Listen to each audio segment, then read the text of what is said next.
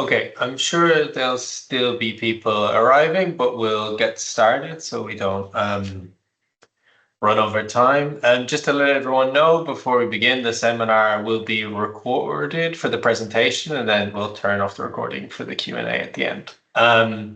And just a bit of housekeeping before we kick off. This is part of the Nevin Economic Research Institute's monthly seminars. We have two more coming up in October. So one on the 9th of October in Dublin, which will be the post-budget analysis of the 2025 budget. And on the 21st of October in Belfast, we have Michael Vallely of the ESRI presenting on Does Cultural Capital and Social Capital Explain the Social Origin Pay Gap? So details of both of these are on the website, as well as any other upcoming seminars that we have. So I'm delighted today to have Nat O'Connor here to present. So Nat O'Connor is a lecturer in social policy at UCD. He's also a policy advisor to Age Action and has previously worked in the Homeless Agency, Task, Ulster University, Maynooth University, and the Labour Party. Nat has an MA from Dundee University and a PhD from Trinity College Dublin. He's also a chairperson of the Irish Social Policy Association and a member of the National Economic and Social Council. So Nat's here today to present his work on Ireland's Public Spending Explained 2024. So I'll pass over to Nat and let him begin.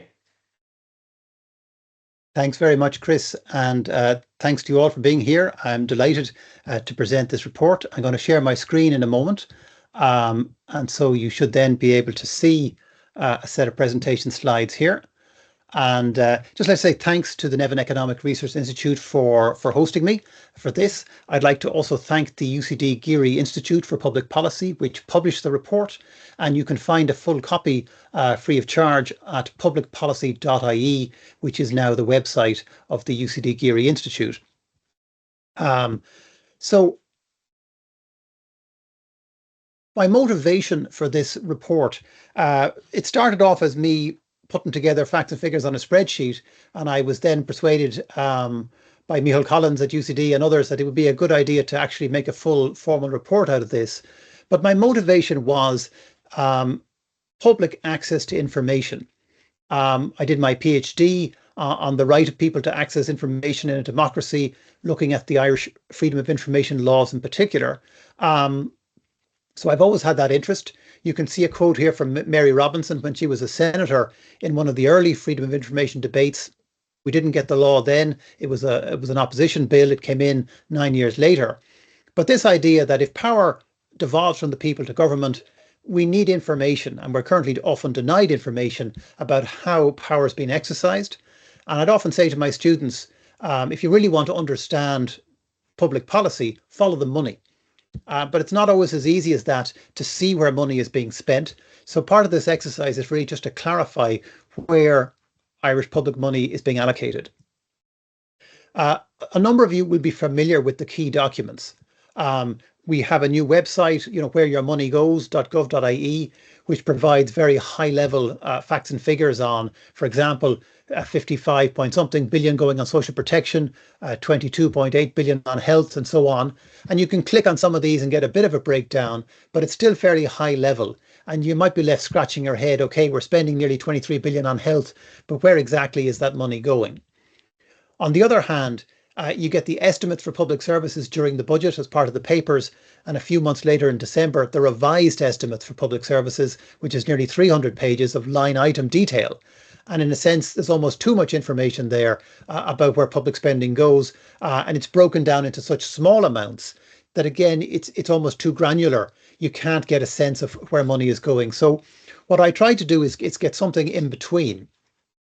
And there's two things I wanted to do. One is give us a uniform total, because if you look at the budget documents, and they're also repeated on the data bank provided by the Department of Public Spending, they add up to 96.3 billion, which is allocated at the last budget.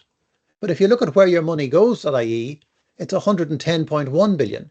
So, why is there a difference between them?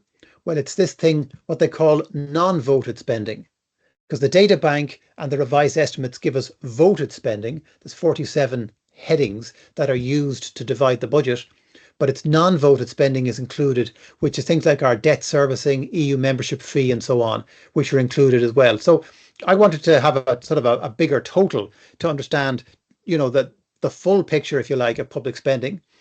And I also wanted to create this idea, or emphasize the idea, I didn't invent it, of spending programs.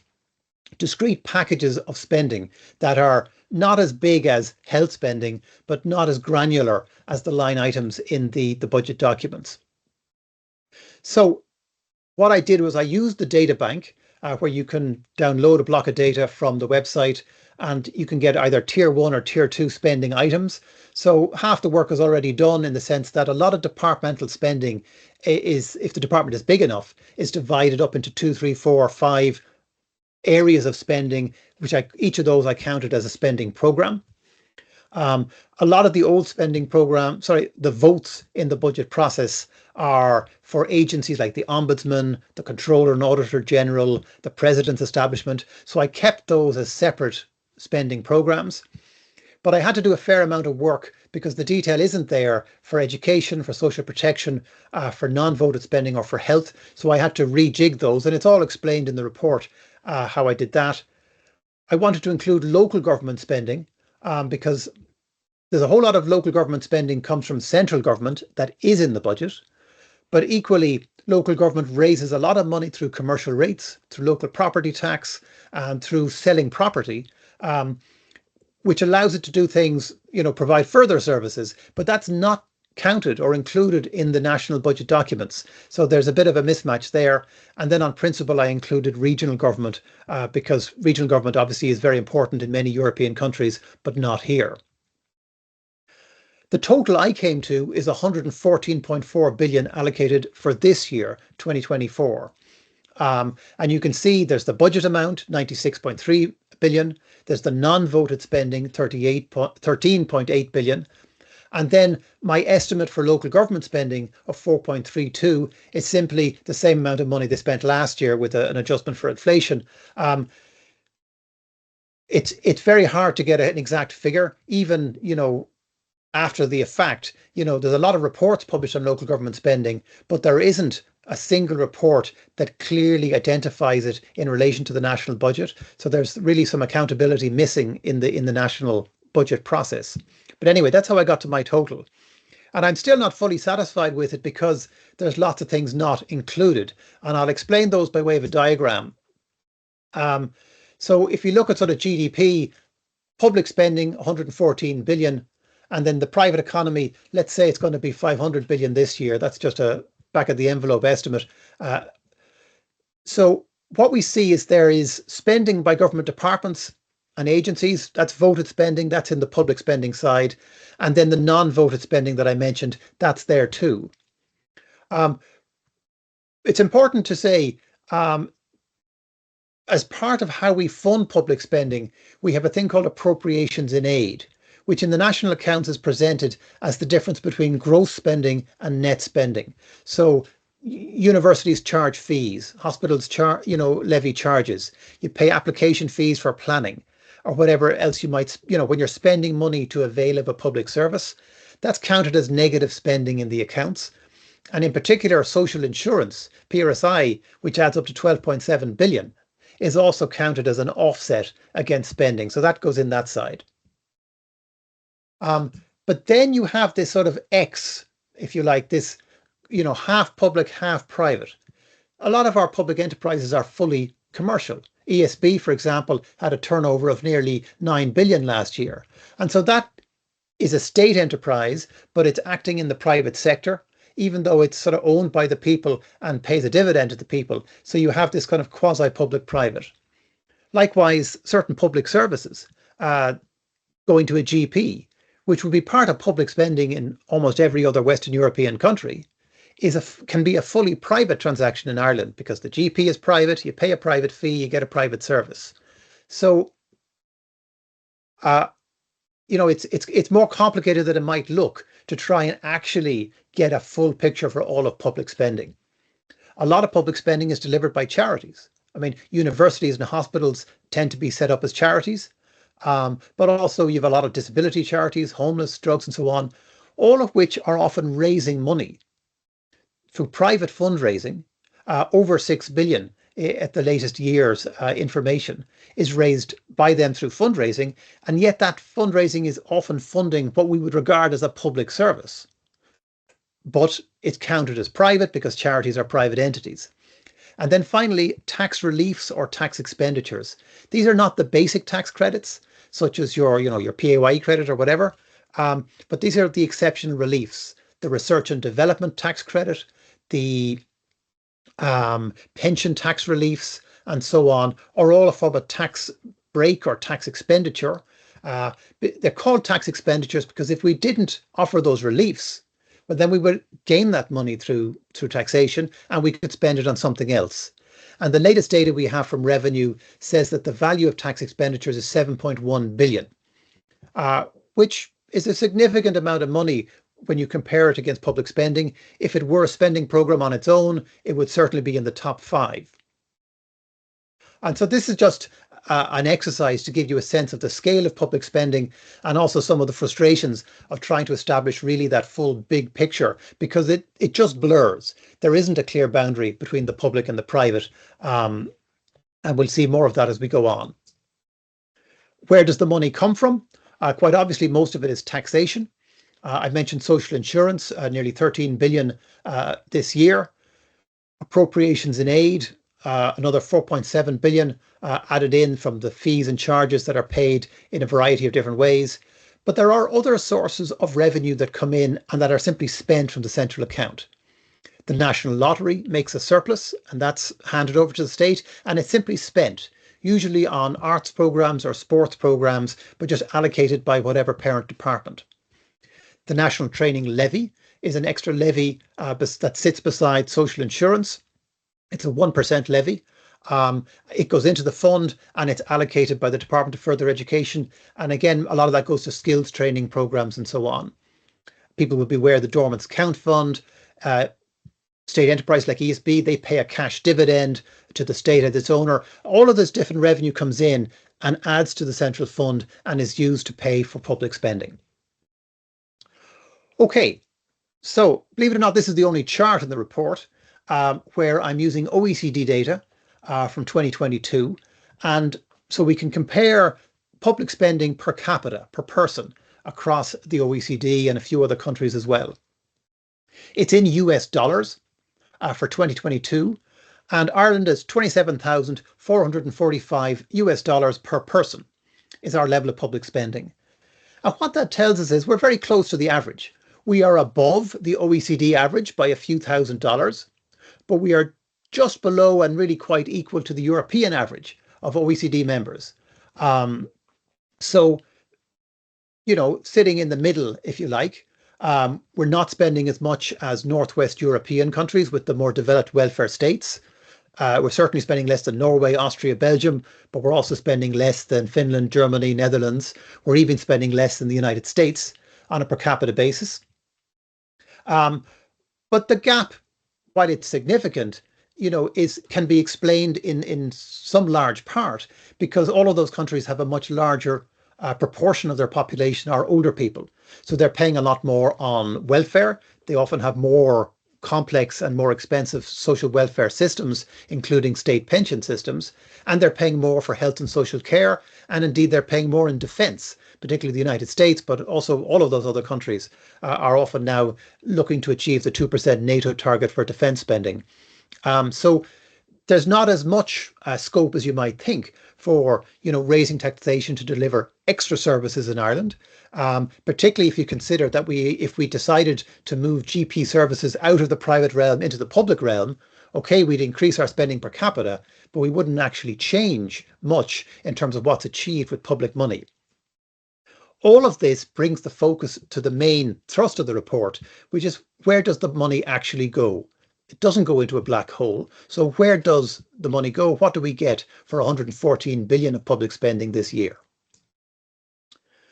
What I did was I divided public spending into 105 spending programs. The top 30 programs are those where we spend 1% or more of that money. So 1.14 billion each, and they total 93 billion So that's the top 30 programs. The major programs, we spent between 0.1% and just under 1% of public spending, and there's 44 of those. The minimum cost is 114 million. And then the 31 smaller programs, they still come up to 1.2 billion in total, and they're costing less than 0.1% or less than 114 million each. And some of them are only costing 2, 3, 4 million. So, for example, rather than talking about health spending, acute hospital services is a spending program within health, and it's more discrete. But we'll get on to the specific examples. This is what the inside of the report looks like. There is a paragraph provided for each of the 105 spending programs. These are just some random picks. What you get in each case is the name of the program, so the primary care reimbursement service, its parent department, in this case health, how much it costs, and these are in thousands, so it's 3.9 billion that we spend every year on primary care reimbursement. So that's the cost of reimbursing GPs, pharmacists, dentists for medical cards, for GP visit cards, for the drug payment scheme, which is on prescription costs, and any other related schemes that reimburses people who have a discount or who have free access to those services via a state scheme. I mean, the medical card being the best known one. And so that's what it costs. The percentage then is 3.5% of all public spending. That's out of my total of 114 billion. And then in very sort of simple to understand terms, for every €100 we spend in terms of public spending, we're spending €3.47 to cover medical cards, GP visit cards, and so on. So that's an example of the information that you get in the report. Water, that's under the Department of Housing, Local Government Heritage, 1.8 billion this year, 1.6% of all spending. And there's some detail then provided. 60% of that water budget is going for capital investment. Water treatment to provide fresh water and also treating wastewater. And of course, we have a high level of water usage in Ireland on a per person basis and a high level of leakage, particularly on private land. And of course, we are the only country that, although we signed an agreement to do so, we don't have water charges. And arguably, you know, if we are looking at how do we squeeze value out of spending programs, we may have to look again at something like water charges, because perhaps we could get some of that 1.8 billion euro back if everybody had an incentive to save water, we had less water wastage. In particular, if private owners of land had the incentive to fix their own pipes rather than just pour publicly funded water into private land. And then the national debt servicing, I mentioned 3.8 billion this year to pay off the interest on the loan. Our debt, the last figures I have here, were 236.7 billion is the scale of the national debt, which is more than double annual public spending. And the interest that we pay is equivalent to just 1.6% of the total national debt. So this is just an example of the kind of information you get inside the report. But if we want to look at all the programs, here's the top 30. They're in order of scale from the most expensive to the least expensive, and each is given, you know, treatment in the report. Between them, as I said earlier, it's about 93 billion. 81% of all public spending can be seen in these 30 programs, which really helps, you know, boil down where most of the money goes, and really what most of the state does is these 30 programs, which is kind of sobering in some ways, but also, you know, for those who are trying to get their head around national policy on an overall level, it helps really clarify, you know, the main issues. So I've grouped these for the purpose of this presentation, because we don't have time to go through all 105, just to give you a sense of, you know, where the different spending is going. So there's 4 of those capital non-voted spending. So in this year, we put 4.3 billion into the Future Ireland Fund. That's taking some of the corporation tax that's really booming and putting it aside so that it delivers income in future. Our EU fees, our membership fees, our national debt, and then other capital non-voted spending would be things like if we lend money to Irish Water, or if we're just moving capital between different accounts, that counts there. Social transfers is mostly social protection. So the state pensions is the single largest spending program at 10.7 billion this year. And obviously with an aging population, that's going to increase. The next welfare program of scale is illness, disability and carers income supports at 5.6 billion. And then we have social transfers in the form of the occupational pensions paid to civil and public servants. And most of the schemes are included here for a total of 4.2 billion. So I sort of aggregated them from different departments so I could present them as one spending program. And so it goes. I'm not going to read out every line item, but under healthcare, you can see the acute hospital services at 8 billion. That's the main area where we're spending money on health. We run 38 hospitals around the country. This is where most of the, the highly skilled, highly specialized staff are employed, the consultant surgeons and so on, but also the doctors, the nurses, the allied medical professionals and everybody else, the pharmaceuticals, the machines, the whole, 24/7 operation of running hospitals is in that budget. I mentioned earlier the primary care reimbursement. So that's 4 billion for the GP visit card, the medical card and so on. Disability services are costing us 3 billion. That's now funded not through the Department of Health, but through the Department of Children, Disability, Equality, Integration and Youth. And it's mostly provided by the voluntary sector, including rehab, for example, as a major charity, and so on. Older person services, that's mostly home care, 1.4 billion. Long-term residential care, 1.2 billion. That's mostly the nursing home support scheme, and so on. You can see the infrastructure, water, public transport and roads, education, the big ticket items here.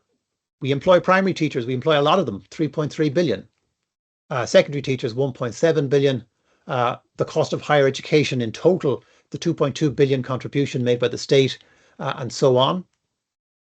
And then under other items, local government, I've mentioned before, housing is 4 billion. So for example, of that, 1 billion euro a year is spent on paying the rent for 100,000 households through the housing accommodation payment or the housing assistance payment, HAP, the rent supplement and the long-term leasing of housing by local authorities. And so that's, where some of that money is going. Another 3 billion obviously is going on the construction of new social and affordable housing. The Gardaí, to run the Garda Síochána as a service, 1.9 billion, and so on. Childcare has come up the ranks. We're spending a lot more money on childcare now. It's now 1.2 billion. So it's becoming a major area of spending, as it is in many other European countries. And as I said before, this is really the big picture. This is 80%. €4 out of every 5 in public spending is spent in one of these 30 programs. But there's more. Here's the top with the 44 major spending programs, again in order of size. And I've broken that down as well. So there's a few more social transfers, supplementary welfare and the administration of the welfare scheme. One more healthcare item, which is the Department of Health itself to operate. Some more education spending, including special needs assistance, 871 million. The ETB teachers, nearly $1 billion. School transport, 381 million, and so on there. Other social policy includes TUSLA, Child and Family Support. That's a very big spending item, 1.1 billion. Just shy of becoming part of the top 30, but it's certainly a very large spending item. A significant feature of the major programs is that we have a lot of these enterprise and sector supports which weren't in the top ones. So funding to agriculture, the National Training Fund, which goes into skill development, other enterprise development schemes, the IDA and Enterprise Ireland, tourism services, funding to the seafood sector, consumer and employment regulation, a whole lot of things we do to support different industries or sectors of the economy are major programs. Of course, when you add them up, it adds up to easily 4 or 5 billion, more if you include tax breaks, that's spent supporting enterprise and supporting industry, which again shows you the way in which the public and private sector overlaps so greatly, each sort of building off the other in a way that's inseparable and difficult to separate for this kind of report. I've categorized then other economic areas which mightn't be supporting a particular sector, but are like the energy transformation, the money that's going in to transform our energy grid and prepare for a lower carbon energy generation. Areas such as arts and culture or sports are arguably part of, tourism. That they are businesses. Ask anyone who buys a ticket for Croke Park or anywhere else, you're paying money to, there's a business being operated there, even if it's not for profit. And there's a huge amount of economic activity that goes on as a result of sports and arts and so on, and heritage and of course, as part of wider tourism. And then we have other areas of spending in major programs which are non-economic. Our defence spending, 933 million, obviously one of the lowest proportional defence spending budgets in Europe. Overseas development assistance, this is our overseas aid, which we're still struggling to achieve our international obligation to spend 0.7% of GNI, although we are inching upwards. Running the revenue commissioners, having a tax collection service costs us over $500 million, 573 million. Running prisons, criminal justice, civil justice, court service, that all adds up to more than $1 billion of justice services. Again, this is just the cost of running the state. And then we move on to the smaller spending programs. And even though it's just 1% of all public spending, it still includes entire government departments, some major public agencies, and some spending that's both strategically important or culturally important for Ireland. So, for example, the money that goes into the circular economy, that really is money in waste management, because most of that's in the private economy now that, waste is privatized. But the remaining work the state does on waste management and recycling and so on is in that 108 million budget. The Gaeltacht gets 101 million, which obviously is for economic development of the Gaeltacht areas. And so on. Agencies like Met Éireann, or which isn't even an agency, it's actually just a unit within the Department of Housing. Funding for the Director of Public Prosecutions, the National, Central Statistics Office, and so on and so on. A few interesting examples. The Passport Service, 53 million. That's what it costs to run that service. But it probably collects as much in fees, those passport fees, as it costs to run the service. Certainly, if you include visa fees and fees collected by embassies, they exceed 53 million. So it may well pay for itself. It's just an example of a state-run service, and it's funded through the fees that you pay to get your passport. Regional assemblies get a mere 9 million out of the 114 billion. And if you consider across Europe that local and regional government would spend easily a third of all public spending on average, in Ireland, local government spends 7% of public spending and regional government practically nothing. It has some role in steering European funding to Ireland, but we really don't invest in regional, and local government is among the weakest in Europe after, I think, Cyprus and Malta, and then equal to Greece. And so it goes. And then we have a number of smaller spending programs like the Ombudsman, the Irish Human Rights and Equality Commission, right down to the President's establishment, which costs us 3.6 million a year, the Secret Service for 2 million, and the Centenarian's Bounty for 1.8 million, which is the €2,500 check that the state sends you as a sort of a token gift at the age of 100, along with commemorative medals and so on. And there's over 700 people over the age of 100 and older in Ireland. So that's that spending item, which used to be token, has become more significant. So that is a whistle-stop tour really through the report. It is a largely descriptive report. I mean, I resisted the temptation to go into a whole lot of analysis. There's more in the report on how we have tools available to analyze public spending. But really my only recommendation for today is that, we really need an agreed set of spending programs in Ireland. And I don't claim to have got it right. If I did the report again, I'd probably do a few things differently. But it would really help, I think, the national conversation if we had just better data and more clarity on all of these different spending programs, such as acute hospitals, such as how much it costs to run primary schools, and so on.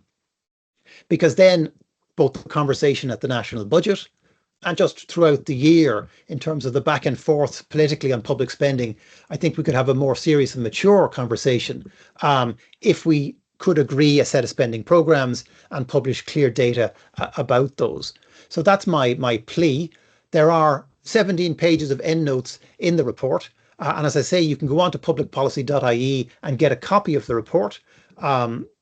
It's available as a PDF free of charge, and you can see for yourself the information there. I hope it'll be useful for those who are perhaps finalising pre-budget submissions. It's certainly hopefully useful for teaching, and also for anybody who wants to understand, where our public money goes. That's what the report is for, and I'm very happy to take your questions on it.